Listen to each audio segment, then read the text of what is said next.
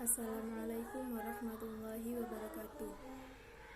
Perkenalkan, nama saya Dewi Masyita dari kelompok 2, mata kuliah Sosiologi Pendidikan, program studi Pendidikan Guru Madrasah Ibtidaiyah, Fakultas Tarbiyah dan Ilmu Keguruan.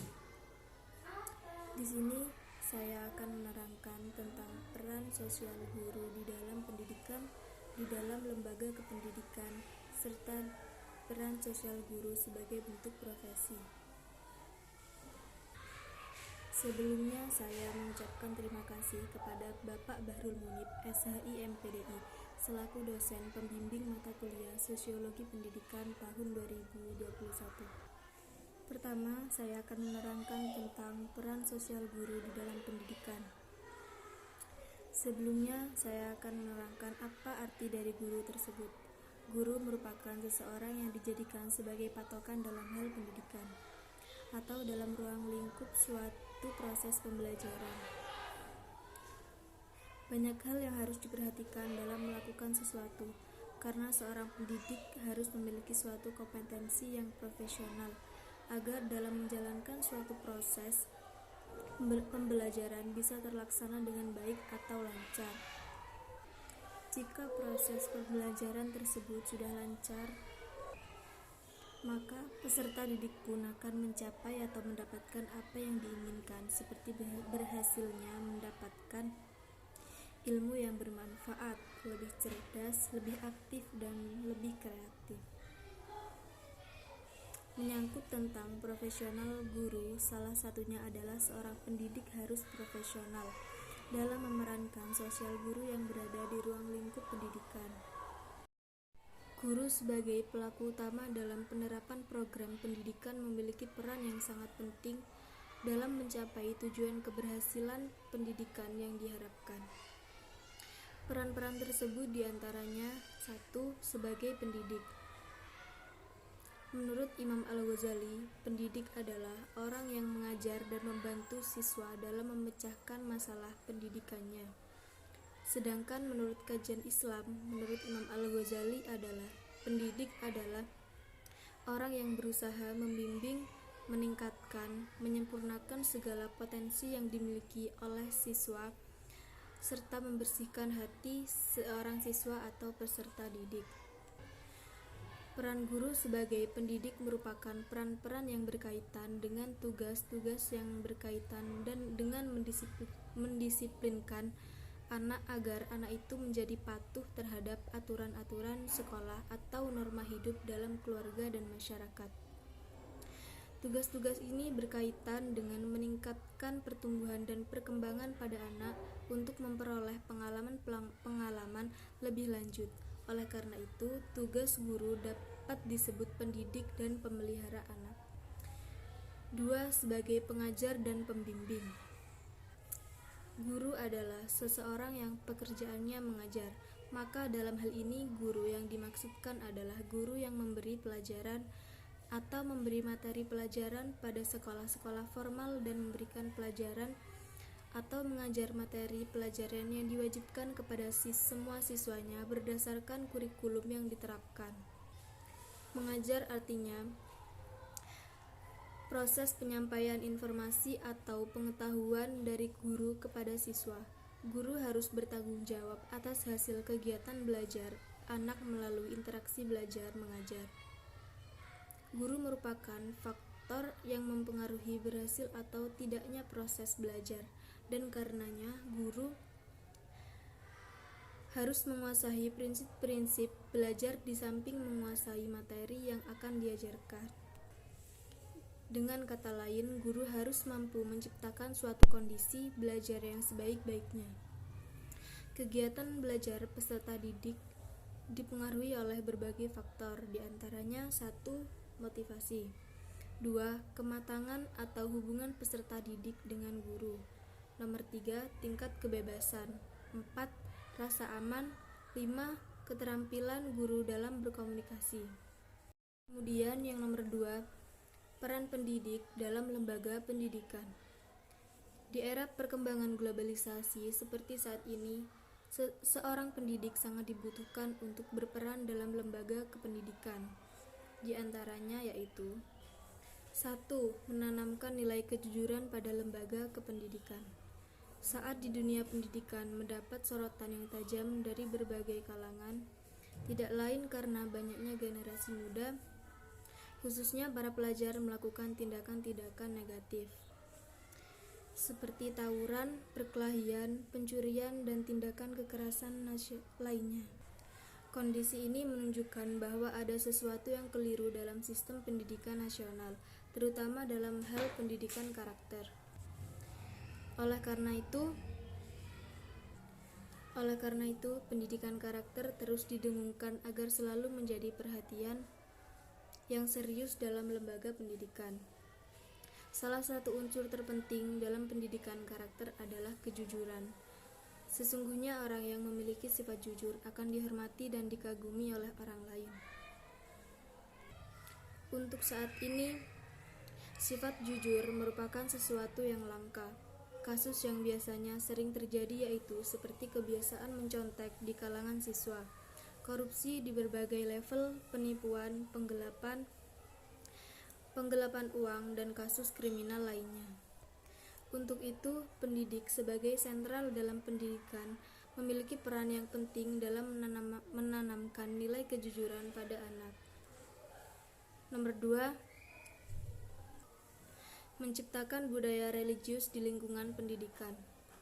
Religius merupakan salah satu dari nilai-nilai dalam pengembangan pendidikan, budaya, dan karakter bangsa yang menjadi pola didik anak di semua jenjang pendidikan formal.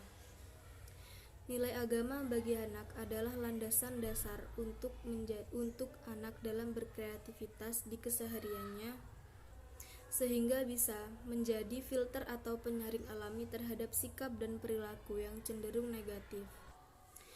Pelaksanaan budaya religius di lembaga pendidikan mempunyai landasan kokoh yang normatif maupun konstitusional, sehingga tidak ada alasan bagi sekolah untuk mengelak dari usaha tersebut. Oleh karena itu, penyelenggaraan pendidikan agama yang diwujudkan dalam membangun budaya religius di berbagai jenjang pendidikan patut untuk dilaksanakan. Karena dengan tertanamnya nilai-nilai budaya religius pada diri siswa akan memperkokoh imannya, dan nilai-nilai keislaman tersebut dapat tercipta dari lingkungan lembaga pendidikan, yaitu sekolah. Untuk itu, membangun budaya religius sangat penting dan akan mempengaruhi sikap, sifat, dan tindakan siswa secara tidak langsung. Yang ketiga yaitu pembinaan kedisiplinan dalam lembaga kependidikan. Istilah pembinaan menunjuk pada suatu kegiatan mempertahankan dan menyempurnakan apa yang telah ada. Lembaga pendidikan mempunyai peranan yang sangat penting dan juga strategis untuk membentuk generasi muda menjadi manusia Indonesia seutuhnya. Manusia Indonesia seutuhnya sebagaimana yang tercantum dalam tujuan pendidikan nasional adalah manusia yang beriman dan bertakwa kepada Tuhan Yang Maha Esa, berakhlak mulia, sehat, berilmu, cakap, kreatif, dan menjadi warga negara yang demokratis serta bertanggung jawab. Masalah pembinaan disiplin merupakan problematika kehidupan yang cukup luas. Secara umum, disiplin merupakan bagian dari latihan batin dan watak agar segala perbuatan seseorang sesuai dengan tata tertib yang berlaku. Oleh karena itu, pengkajian mengenai disiplin juga menjadi perhatian para ahli. Istilah disiplin mengandung banyak arti. Dalam Kamus Besar Bahasa Indonesia, disiplin mempunyai ketaatan dan kepatuhan pada aturan, tata tertib, dan lain sebagainya. Dalam Goods Dictionary of Education yang dikutip oleh Olen Sutrisna menjelaskan disiplin sebagai berikut. 1. Proses atau hasil pengarahan atau pengendalian keinginan, dorongan, atau kepentingan demi suatu cita-cita atau untuk mencapai tindakan yang lebih efektif. 2. Pencarian suatu cara bertindak yang terpilih dengan gigih, aktif, dan diarahkan sendiri sekalipun menjadi rintangan. Yang ketiga, pengendalian perilaku dengan langsung dan otoriter melalui hukuman ataupun hadiah. Yang keempat, pengekangan dorongan sering melalui cara yang tak enak, menyakitkan. Yang ketiga yaitu peran guru dalam masyarakat. Sejak dahulu hingga sekarang, guru dalam masyarakat Indonesia, terutama di daerah-daerah pedesaan, masih memegang peranan amat penting sekalipun status sosial guru di tengah masyarakat sudah berubah. Gofar dalam Supriyadi 1999 menganggap guru dengan segala keterbatasannya, terutama dari segi status sosial ekonomi, tetap dianggap sebagai pelopor di tengah masyarakat. Mereka memainkan peranan penting dalam berbagai kegiatan kemasyarakatan, misalnya menjadi ketua RT atau ketua RW, panitia kegiatan, ketua tim, dan masih banyak lagi yang lainnya. Peran serta guru dalam masyarakat merupakan upaya untuk membentuk dan mengembangkan kepemimpinan guru. Kepemimpinan para guru adalah esensial bagi pelayanan kebutuhan peserta didik, sekolah, dan profesi mengajar. Kepemimpinan guru telah didefinisikan sebagai proses di mana para guru mempengaruhi rekan-rekannya, para kepala sekolah, dan anggota yang lainnya dalam komunitas sekolah untuk memperbaiki praktek pengajaran dan pembelajaran dengan tujuan meningkatkan belajar dan prestasi siswa. Dalam Kode Etik Guru Indonesia, guru memelihara hubungan dengan masyarakat di sekitar sekolahnya maupun masyarakat yang luas untuk kepentingan pendidikan. Hal ini termasuk diantaranya yaitu 1. Guru memperluas pengetahuan masyarakat sebagai profesi keguruan. Yang kedua, guru turut menyebarkan program-program pendidikan dan kebudayaan kepada masyarakat sekitarnya, sehingga sekolah tersebut turut berfungsi sebagai pusat pembinaan dan pengembangan pendidikan dan kebudayaan di tempat itu. Yang ketiga, guru harus berperan agar dirinya dan sekolahnya dapat berfungsi sebagai unsur pembaru bagi kehidupan dan kemajuan di daerahnya. Yang keempat, guru turut bersama-sama masyarakat sekitarnya di dalam berbagai aktivitas. Yang kelima, guru mengusahakan terciptanya kerjasama yang sebaik-baiknya antara sekolah, orang tua, dan masyarakat bagi kesempurnaan usaha pendidikan atas dasar kesadaran bahwa pendidikan merupakan tanggung jawab bersama antara pemerintah, orang tua, dan masyarakat.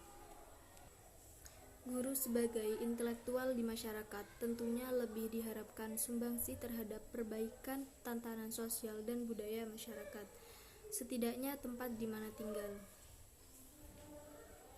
Guru harus mampu menggali kreativitas serta pengembangan inovasi dan lebih produktif sehingga menjadi solutif bagi permasalahan-permasalahan dan kebutuhan yang dihadapi oleh masyarakat. Semestinya pengabdian pada masyarakat tidak hanya populer di perguruan tinggi sebagai tridharma, tetapi harus menjadi tugas kewajiban bagi para guru di pendidikan dasar dan menengah. Hal ini bisa menjadi alternatif dalam pemenuhan kewajiban profesi guru, yang sangat menitik beratkan pada jam tatap muka guru dengan peserta didik di dalam ruang kelas saja, di mana kewajiban tersebut menjadi permasalahan administratif yang ironi dalam tugas profesi. Guru harus menunjukkan komitmen dan integrasinya sebagai agen pembaharu sekaligus sebagai reservoir nilai-nilai peradaban, sehingga kepercayaan masyarakat akan terwujud dalam bentuk pengakuannya sebagai pemimpin, juga pengayom, pencerah, dan guidance of society. Dengan penuh kesadaran, para guru harus menunjukkan sikap sebagai pendidik, bahwa pendidikan bukanlah sebatas pendidik, bahwa pendidikan kesatuan dari pengajaran, pengasuhan, pembimbingan, pembinaan, dan pelatihan saja, akan tetapi juga bisa berbaur dengan masyarakat luas. Yang terakhir yaitu peran guru sebagai bentuk profesi. Arti guru sebagai profesi. Guru adalah jabatan profesional yang memiliki tugas pokok yang amat menentukan dalam proses pertumbuhan dan perkembangan peserta didik. Untuk 3 pokok tersebut mencakup keseluruhan unsur yang terlibat dan berperan dalam proses pembelajaran. Tugas pokok itu hanya dapat dilaksanakan secara profesional bila persyaratan-persyaratan sebagai guru sudah terpenuhi. Adapun persyaratan profesional guru adalah antara lain sebagai berikut. 1. Memiliki kualifikasi pendidikan sekurang-kurangnya pada jenjang diploma atau sarjana pendidikan yang di dalamnya tercantum dengan jelas akta kewenangan mengajar. 2. Memiliki ciri-ciri kepribadian sebagai pendidik seperti kasih sayang yang tulus kepada peserta didik. Memiliki komitmen untuk ikut membantu pertumbuhan peserta didik secara utuh dan sempurna, jujur, ikhlas, adil, bijaksana, dan penolong, serta menjunjung hak-hak asasi manusia. Yang nomor 3, yaitu menghargai perbedaan secara kultural, sosial, maupun spiritual. Dan yang keempat, yaitu menjunjung tinggi nilai-nilai budaya yang menjadi acuan masyarakat dalam hidupnya. Yang kelima, diterima dan diakui oleh masyarakat sebagai guru pendidik. Dan nomor 6, guru harus berakhlak mulia dan menjadi contoh teladan baik bagi peserta didik maupun bagi masyarakat banyak yang ada di sekitar. Baiklah, mungkin hanya itu yang bisa saya sampaikan. Kurang lebihnya mohon maaf yang sebesar-besarnya. Wassalamualaikum warahmatullahi wabarakatuh.